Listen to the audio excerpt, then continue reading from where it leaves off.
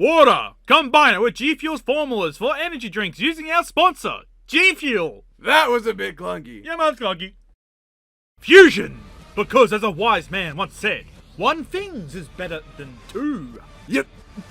Sometimes what you need is the best of both worlds, and the worst of none. Like the Indominus Rex, InGen's Untameable Queen. And the Sharktopus. Half shark, half octopus. All killer. For this episode, we will be analyzing both the individual specimens of either species, as well as the overall power of the genus as a whole. Asking not only which between the Indominus Rex and Sharktopus is deadlier, but also which of each could beat one another. We will also be considering extended canon within reason, such as the 2023 Sharktopus Chinese remake, yes, this actually exists and it gets crazy, and the relevant Jurassic World video games and media featuring the Indominus Rex. In other words, he's Noah's and I'm not Boomstick! And it's our job to analyze their components, deadlinesses, and killer instinct to find out who would win a not death battle. The Earth is a fascinating place. Within this seemingly endless black void, there we are, home. And on that single piece of otherwise useless space dust, the impossible happened. Whether for a goated spawn seed, higher power, or just the wonders of the cosmos, Earth was there to defy every expectation. On this blue marble, things were starting to grow. Sentient, living, breathing creatures.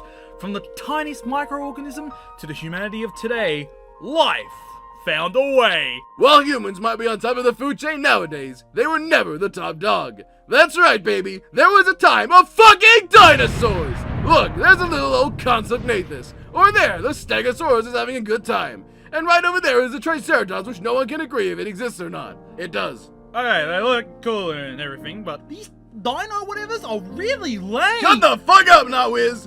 Dinosaurs are awesome, and everyone knows it. Including billionaire and InGen CEO John Hammond, who had a dream to bring back this lost piece of history in a literal sense. The old meeting the new. Not to say Hammond isn't old himself. A place to share this wonder with the rest of the world, and with his sights set on Isla Nublar, this place would go on to be known as...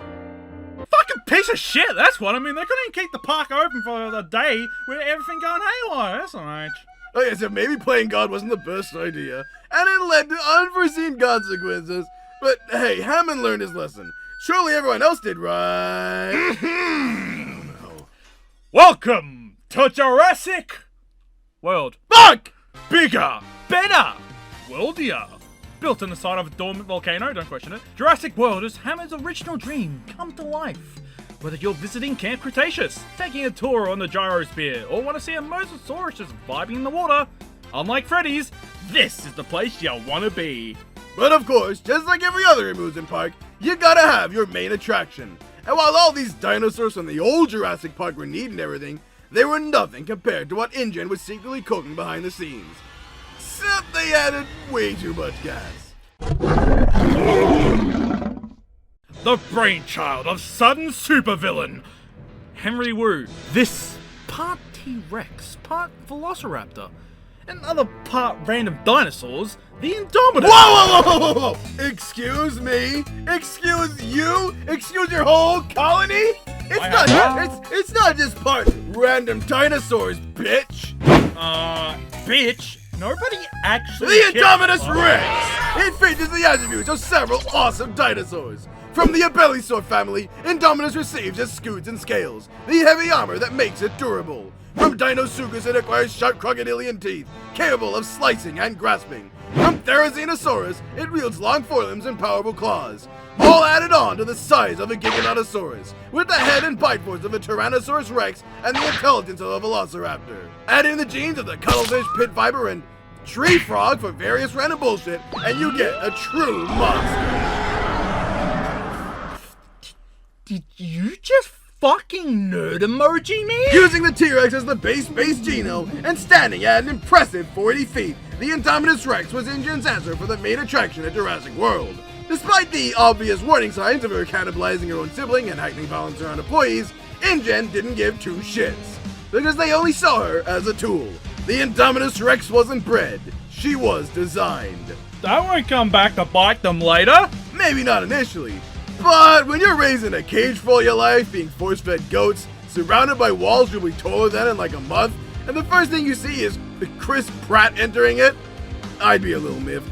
And thus, events on Nublar would repeat once anew, since Indominus started figuring out that, hey, I'm also half Velociraptor, I'm smart, and did exactly that. To escape! Obviously, having the T-Rex as the main focus meant the Indominus was one tough bitch.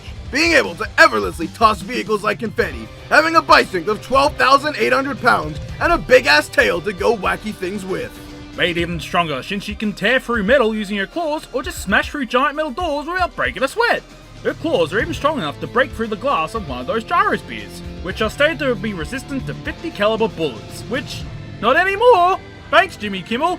Heck, she's so gangster she even ripped out her own tracking implant, and left it for those to track her down. Just to taunt them. Which brings us to the Velociraptor side of things, which she uses to deceive her captors time and time again, such as leaving claw marks on her cage to make everyone think that she climbed out of her enclosure, just to lure them inside and then escape of her own accord herself. Fucking good job, fellas. Or using that raptor DNA to talk to and communicate with actual raptors. Comes in handy when said velociraptors are sent to hunt you down, but instead you make them hunt for you. Plus, it's probably the side of her that makes her fast as well. Don't get me wrong, your usual T-Rex in Jurassic Park has been stated it can run at speeds of 32 miles per hour. Pretty good, but the Velociraptors are stated to run at cheetah speeds. A cheetah's top speed, mind you, ranges from 65 to 75 miles per hour. Dang! Some of the other genomes within the Indominus Rex give her some neat tricks to play with. For example, thanks to its cuttlefish DNA, she has the ability to camouflage herself. Yup! This big 40-foot dinosaur can somehow use fucking camouflage. It shouldn't work, but it did. She killed everything, and it was funny. Oh, and don't try finding it using thermal vision. Thanks to her frog DNA, Indominus can just hide her tracks from that shit too. Which again, 40 feet.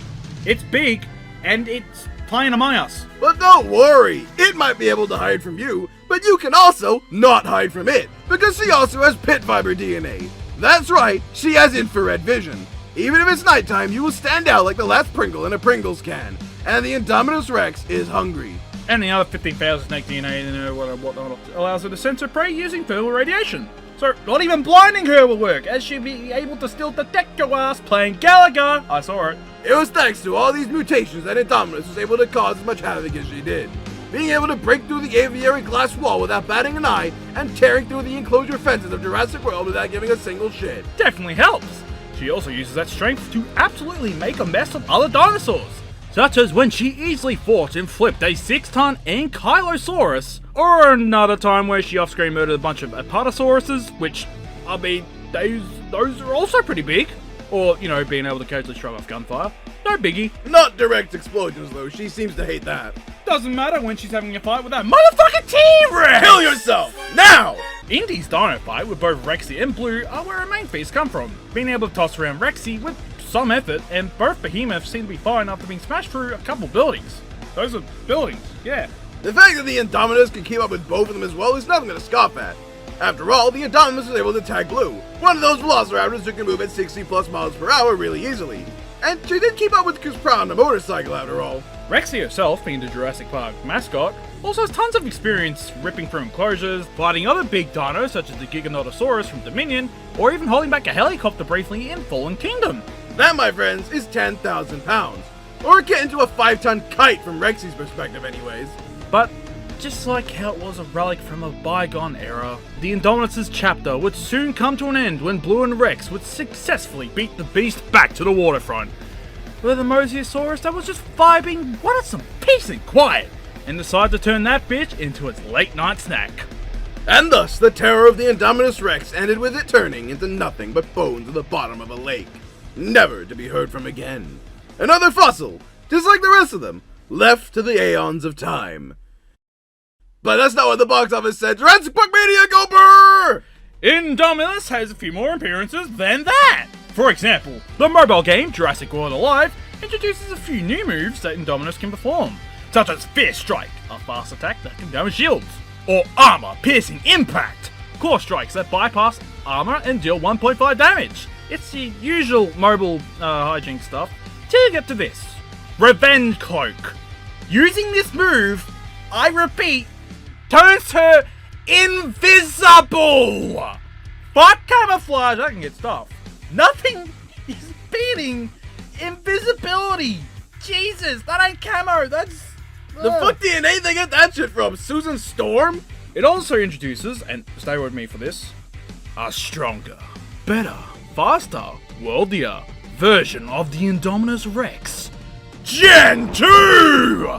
Sporting a darker design similar to that of its successor, the Indoraptor, this beast shares the same abilities as its earlier prototype. Plus a few more! MB! Such as Mutual Fury, where it roars and somehow busts itself to do stronger damage and become a little faster, while also negating any status conditions.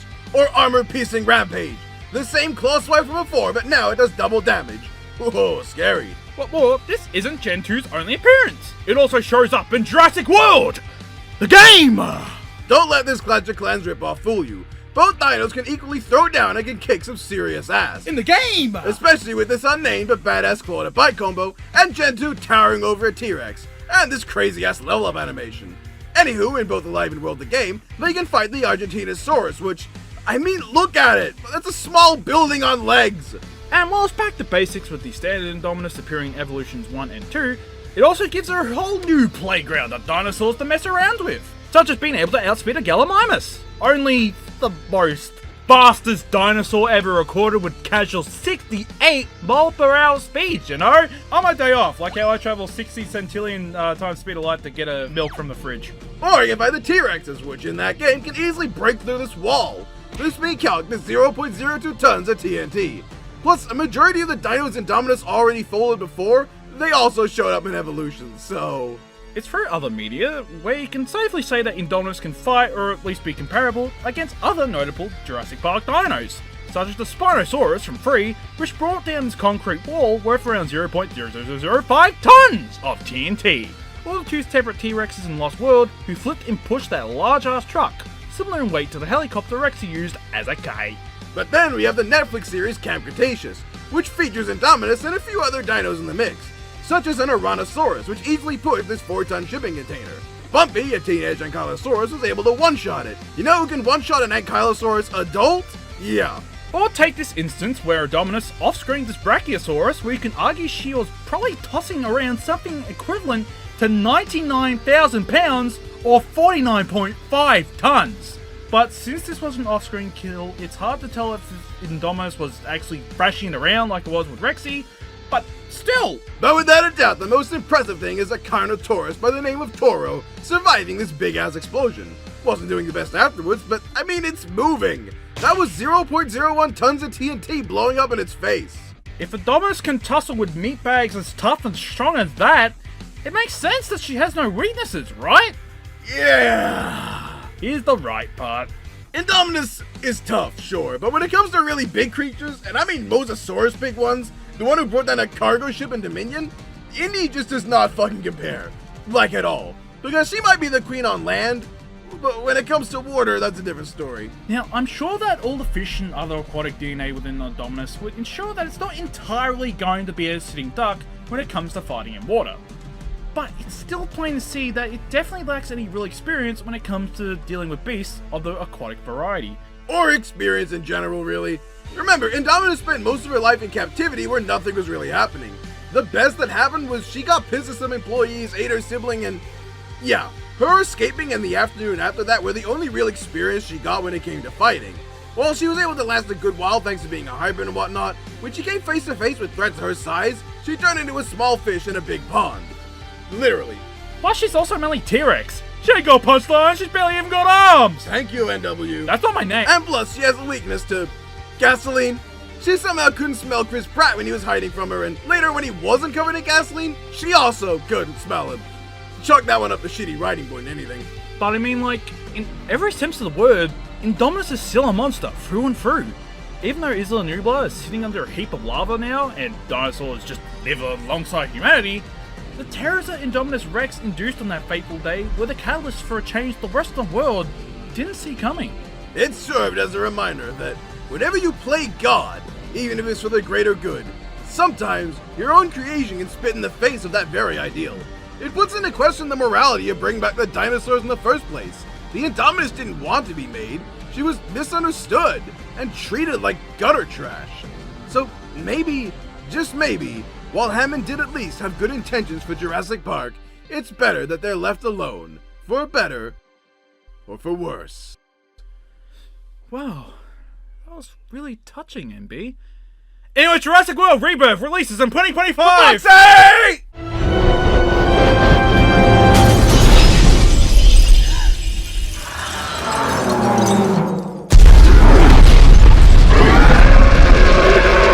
What animal could possibly take the crown of the most unfairly demonized more than the humble shark? The snake and the spider. Shut up. A species intelligent and calm, rarely hunting humans.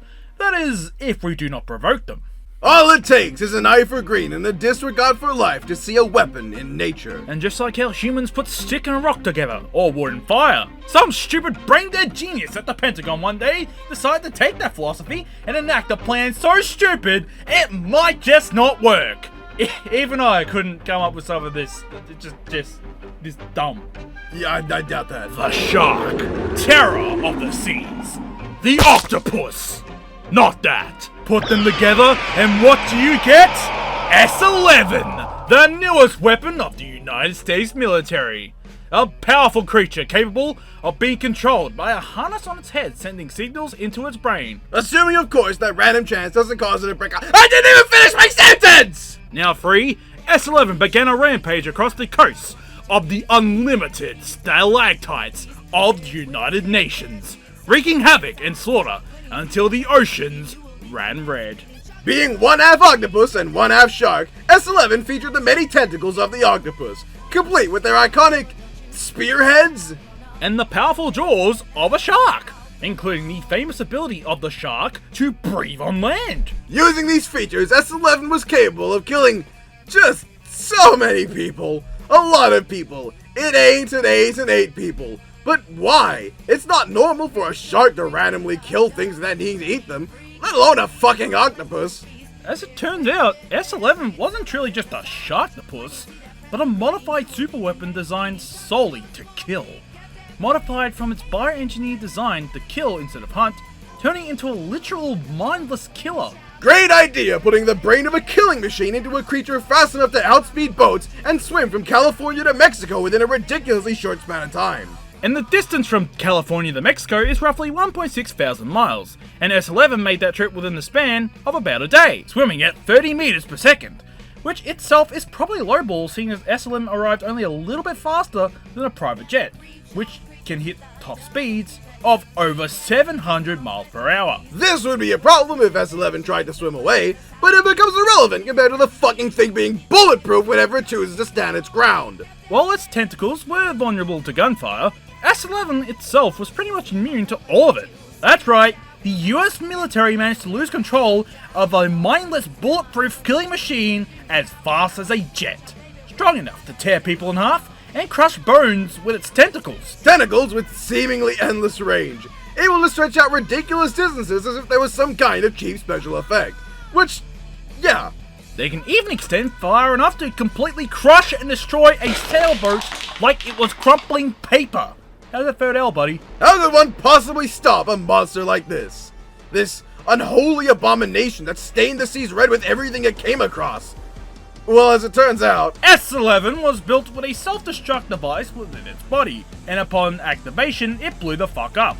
Yep. After fighting this guy shirtless and getting blown up into half takoyaki flake shish kebab, that was decidedly not the end. Because as it turns out, S-11 was a female, and just in fact, had an egg. That's right. There is another. Or shall I say 3 others. Because the Sharktopus species has had 4 major specimens over the course of its free film and remake history. S-11, which is the original Sharktopus, Pestacito, the only confirmed male Sharktopus, Biopharmaceutical Lifeform 1, the Sharktopus from the remake, and the Kaiju Sharktopus that the former gave birth to. We'll get to that one shortly. Each of them are different in their own unique ways, but they still share several similarities. A shark head, tentacles of an octopus, being mindless killing machines, the movies being shit. Though the reason for their creation does differ between tellings. S-11 was created to be a US military weapon. Pestacito was the son who had an epic battle with the legendary werewolf, Well, Lifeform 1 was created because its unique brine fluids could cure any known illness. And also because that brine fluid could be sold for money. Yeah! So either way, human exploitation for all of them. Damn! I never knew Sharktopus was so thematic and meaningful! Yeah, fixed clock is wrong twice a day and all. Pezzacito was raised by humans within a water park to become a star attraction. His owner attempted to condition it to be a peaceful creature instead of a killing machine. This would have worked if some absolute fucking moron hadn't gone, "Hey, the Sharktopus, let's make another one!" Enter Terracuda, an absolutely massive flying beast. Bulletproof, fast enough to fly at 200 miles per hour, and cause explosions with its dive bombs? Hell, even fast enough to reach the clouds within 2 seconds! Look at that! That's silly! Even the lowest clouds form around 2 kilometers up, meaning Terracuda moves at literally 1,000 meters per second! That's nearly 3 times the speed of sound. Almost as fast as the iconic Mark III jet. That's right, the MiG-25 Foxbat. And Pezzacito was sent to take that thing on. And not only did he, but he fucking threw it! Look at that! It cracked the lighthouse and everything, bruh. Pezzacito was not only fast enough to keep up in the water, but was able to tag the Terracuda during flight, or leap out of said water on top of it. On top of the flying creature. Pezzacito demonstrated a high amount of intelligence, able to match cards and read maps, surpassing the intelligence of primates and dolphins. Combine the intelligence of the smartest animals in the kingdom with the power of a creature strong enough to cause explosions just by fighting another creature, and you get a nearly unstoppable monster. He can even shake someone's hand. That's not really important, it's just really silly. Jurassic Park would never do anything that dark. However, while Pezzacito may seem unstoppable, that doesn't necessarily mean he is. Well, the Sharktopus in general has increased metabolisms that make Tranks literally incapable of working on it, only limiting their anger. They can also be sedated through pouring chlorine into the water. During a battle with another giant monster, the whale wolf, Pezzacito not only actually struggled, but fucking died. Because for some reason, Pezzacito was so vulnerable to high voltage electricity that it fucking killed him. Oh yeah, he's immune to voodoo magic or something, ignore that, I don't know. That movie is fucking weird. Something that cannot be said for Lifeform 1! That's right, it's time to take the ride to China! Instead, in this continuity, Lifeform 1 had a tendency for things like using itself as its own slingshot, growing its shark head out of the octopus side, wait, does it have 2 heads? And undergoing hundreds of millions of years of evolution within hours. An ever-evolving monster, this creature was smart enough to open doors and no-sell both incendiary grenades and being frozen solid to negative 50 degrees Celsius. It's not a stretch to say that if it wasn't confined to the space of a single boat, it would have continued to grow and grow. And I say that because upon being seriously injured, Lifeform 1 gave birth to this absolute monster! The, for lack of a better term, Kaiju Sharktopus was so large that it was almost as big as an entire cruise ship, and borderline unkillable. The only way this titanic beast could be stopped was through the usage of a particular chemical agent that could neutralize its mutative genes. This is the largest and most full-grown Sharktopus we've ever seen, showing the sheer deadliness of the species. Creatures fast enough to reach the speed of sound and evolve in seconds, smart enough to read maps and understand human gestures, and powerful enough to bring down boats and blow shit up by crashing into them. The most powerful of this species, Pezzacito, was also in the epicenter of this massive fucking explosion. And what did it do to him? That's right, jack shit! The power of a shark and the intelligence of an octopus. When a Sharktopus is around, never make the mistake of believing it's safe to go back into the water, because it's not even safe to remain on land.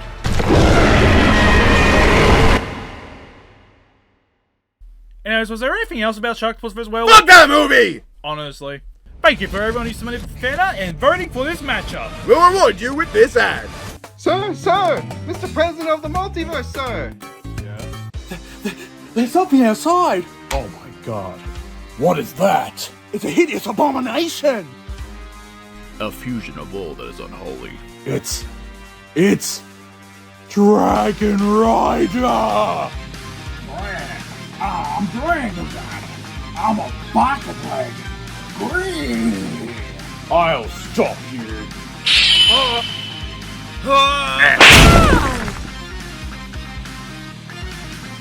Nice try, but you can't beat us. I have destroyed 1,000 realities before yours. What makes yours so special? We have it. It? The perfect fusion of zero carbohydrate, sugar, and calories with antioxidants. And caffeine. Caffeine? Foolish human. That means you cannot be drunk by those under the age of 18. Even you must drink it responsibly. Toby. That's true. But even so, it's a cheat code in a can or tub with 50 flavors and his favorite flavor. Butt kicking. Wait, 50 flavors? Tubs or cans? No sugars, carbs, or calories? No, it can't be. No, it's not possible. It can't be him. It's...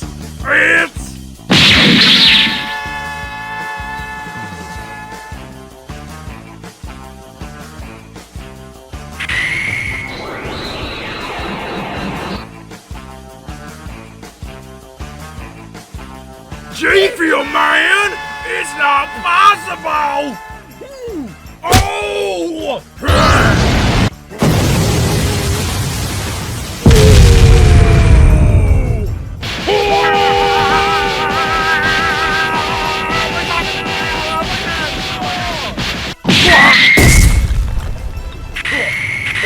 I'm gonna blast you with G-Fuel. What flavor? All of them!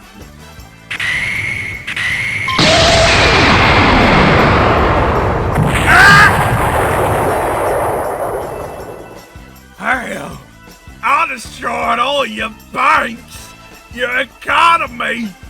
How did you afford J-Fuel? We head into the link in the description to use code BloodRock for 20% off. See ya. Thank you for saving the multiverse, G-Fuel Man. Alright, the weapons, because they're gonna use so many of those, are ready and the commands are set. Let's end this pointless debate once and for all. It's time for the death battle! You don't understand. It's a killing machine. You didn't see what I saw. Sir, we have it under control. Engine wants that thing alive. And we have a plan.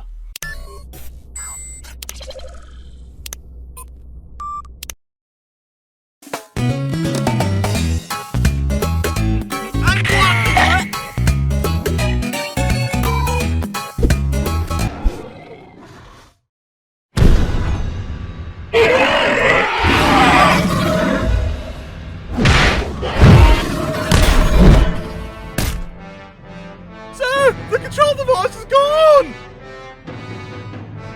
The gods save us all.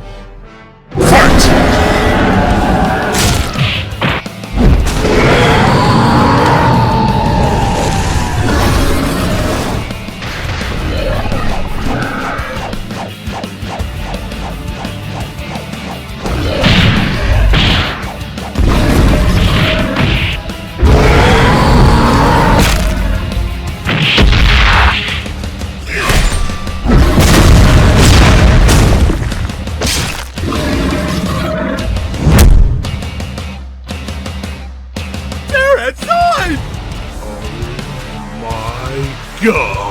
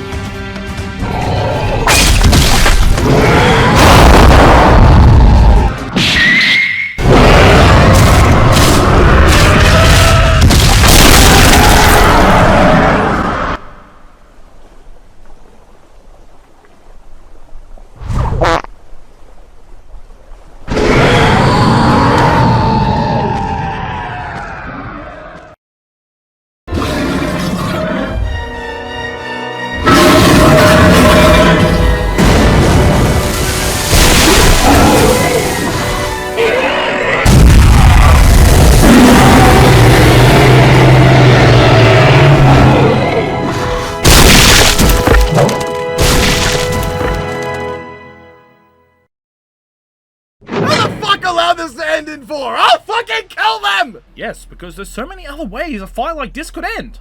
Look, as much as it'd be cool to pretend this was a super close debate, it just wasn't.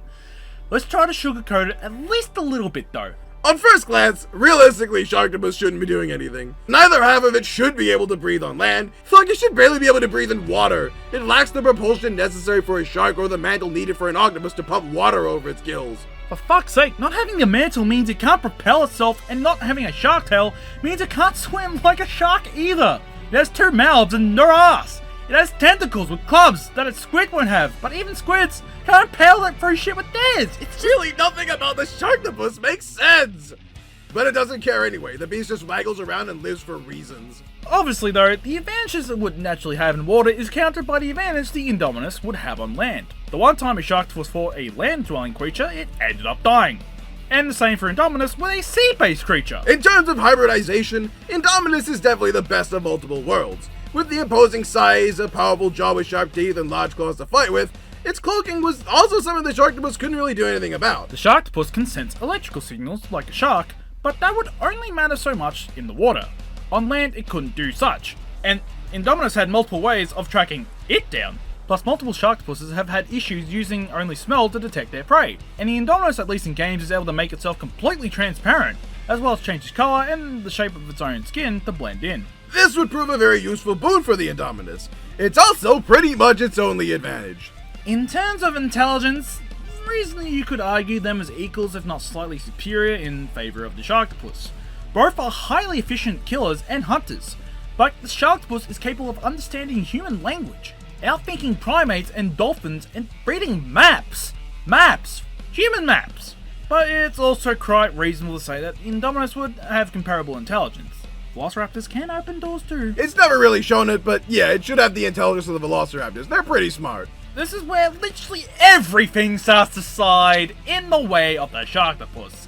As a species, their large amount of limbs, each capable of impalement, combined with their big ass head, just makes them a harder beast to fend off. Indominus only has its head, 2 claws, 2 legs, and barely got arms. Sharktopus has twice as many limbs and a larger head. That wouldn't necessarily be as big a deal, but the Sharktopus loves to grapple its opponents, restraining movement as well as throwing its enemies around, something the Indominus can't really do anything about. That's very important, because the Indominus can't really counter being thrown around and restrained. It'll be easier for the Sharktopus to keep the Indominus in the water than it would be for the Indominus to keep the Sharktopus on land. Let's assume relatively even ground here, a place that's half water and half land, like a beach or something. The Indominus could pin the Sharktopus down, potentially to keep it on land, but the Sharktopus could throw the Indominus deep into the water away from the edge, or just restrain and drag it deeper into the sea, and the Indominus can't do shit. Let's not forget that Sharktopus is also an extreme wildcard. Its incredible regenerative ability to grow and mutative genes just make it even harder to kill. Hell, in the 2023 film, it should have 2 separate heads, meaning that if Indominus killed the shark head, the octopus head is still there, and it should be able to grow a new shark head, potentially. Those things are just octopuses with sharks in the arse after all. Even assuming no water is around, the Sharktopus has no problems fighting on the ground, and doing so with enough speed and power to cause explosions just by swinging itself. And speed and power is what this comes down to. Let's look at it from this perspective. There are 4 primary Sharktopuses, and, well, with Indominus it's a bit more tricky. But using the primary canon, the Gen 2s from the World and Alive games, and then build a Revolution as a base, there are 5 Indominus Rexes that can be comparable here. Let's cross-reference and see how the power totem goes. The bottom rung actually is a Sharktopus, as Biopharmaceutical Lifeform 1 just doesn't have any noteworthy feats.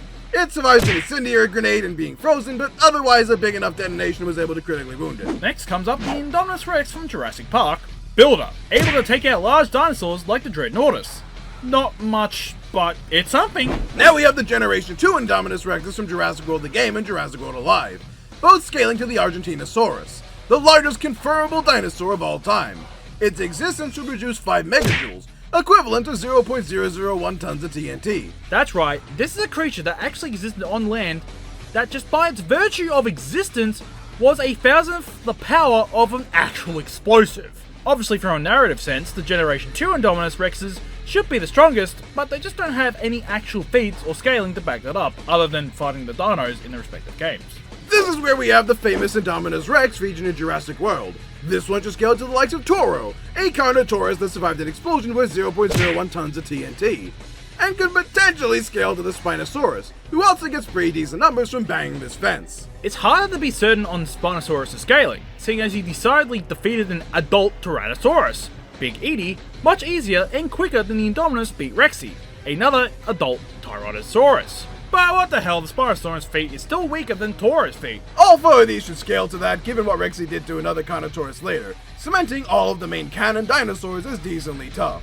Then there's the strongest of the other Indominus Rexes, the one breedable within the world of Jurassic World Evolution 1 and 2, which scaled to the Tyrannosaurus Rex, would have the power output akin to 0.02 tons of TNT. She's also the fastest, able to catch Gallimimus running at 68 miles per hour, which is probably a bit more concrete than some absurd Velociraptor scaling. But otherwise, you start to see the problem here, yeah? We've gone through all of the Indominus Rexes, and have yet to bring up 3 of the 4 Sharktopuses. Okay, let's get to it. The second weakest of the Sharktopus family by their own feats is S11. She was powerful enough to bring down this boat with 0 effort, a feat worth 0.043 tons of TNT considering it's a sailboat. And yeah. While that visually may not look as impressive as some of what Indominus compares to, don't let the visuals fool you. The reason some of these feats don't get as high is honestly fairly simple.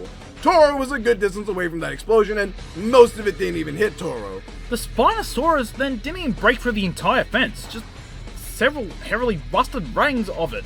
And the T-Rex may have fragmented the big stone wall, but this is S11 fragmenting metal.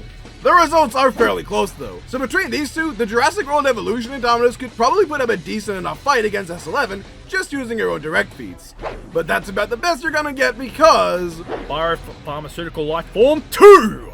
This titanic creature has no official size, but we can get a pretty decent estimate.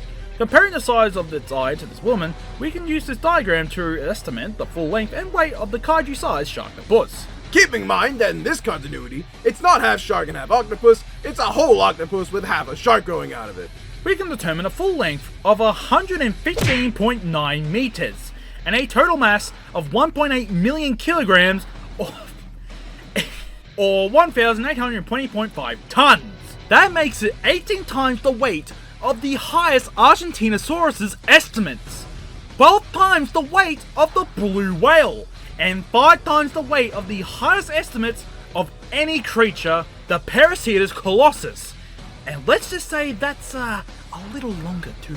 We can also observe it's capable of crossing its own body length within 3 seconds, moving at a full speed of 38 meters per second. That's not only faster than any of these previously mentioned animals, it's also faster than both a cheetah and the Indominus Rex. At this speed, Life 2 has a total kinetic energy of nearly half a ton of TNT. That's a living creature that swims around hitting things with the force of an explosion just by existing at such a size. And at the very top of the food chain, we have Pezzacito, the primary Sharktopus of the second 2 films, with all of the strength and speed scaling. It's not something we mentioned much, but the Indominus Rex does not have much going for speed. It can keep up with one of the fastest dinosaurs ever known, Gallimimus. But not only could Pezzacito keep up with Terracuda, whose given speed is 200 miles per hour, nearly 3 times faster, he could grab the fucker out of the sky. This Terracuda that pretty much instantly reached the speed needed to breach the clouds in 2 seconds, several times the speed of sound. That's 32 times faster than anything the Indominus Rex can do or has fought. Sure, Pezzacito probably can't run as fast on land, but there's no way the Indominus is avoiding those attacks or doing anything about them. And that's the problem, because Pezzacito is powerful. Very powerful. Remember that explosion we just mentioned? This explosion is so big that it can be seen from across the horizon. This fucking explosion is the equivalent of over 1 megaton of TNT. That is 50 million times more powerful than the strongest Indominus Rex. To visualize this better, if this stat difference was actually a size difference, then the Sharktopus would be 8 times larger than Jupiter!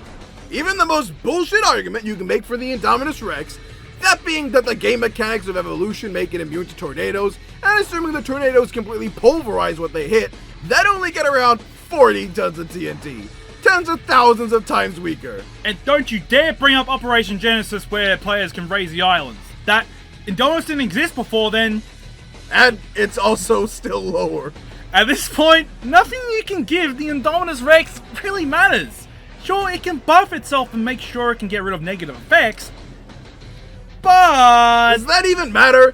Just like it doesn't matter that the Sharktopus is weak to electricity because the Indominus can't use it, it doesn't matter what the Indominus can resist because Sharktopus isn't out here trying to stun lock her. Pezzacito would fucking eat the thing! There is simply nothing the Indominus Rex can do in the face of a power gap so vast. It's too slow, it's too weak, and it's just not built for this fight, man. And while one can say it, the Indominus could do pretty good against S11. That's also assuming that Pezzacito is significantly more powerful than S11. It's not impossible, but I doubt the gap is so large. It seems pretty unlikely. As it stands, the only Sharktopus that any individual Indominus could kill is Biopharmaceutical Life Form 1, the one that spawns in the Kaiju upon death. Yeah, even limiting it to just S11 their own feats versus the Indominus, she's just faster, stronger, and has all those other advantages that make it so even if it was just a bit closer, S11 just takes so many pluses that more often than not that she'll come out ahead even with the Indominus turning fucking invisible. As a species, the Sharktopus can reach colossal sizes, survive more powerful blows, and move faster in the water and react faster in general. On an individual level, the weakest Sharktopus might be fodder for the Indominus Rex, but it's the same Sharktopus that spawns a Kaiju on death. So even there's not much the Indominus can do even if it does kill it. Meanwhile, the strongest Sharktopus could literally kill millions of Indominus Rexes on its own and barely break a sweat. Sure, there might be issues with using the Chinese Sharktopus because it's not part of the SyFy continuity, but does that matter when Pezzacito is in the SyFy continuity? Stop it, now is! The Indominus Rex is already dead! Don't even bother calling an optometrist, because anybody with eyes can tell the Sharktopus is the stronger high breed. The Indominus may not have ever existed, but there sure is a fossil left now. The winner is the Sharktopus. Take that, white woman jump scare!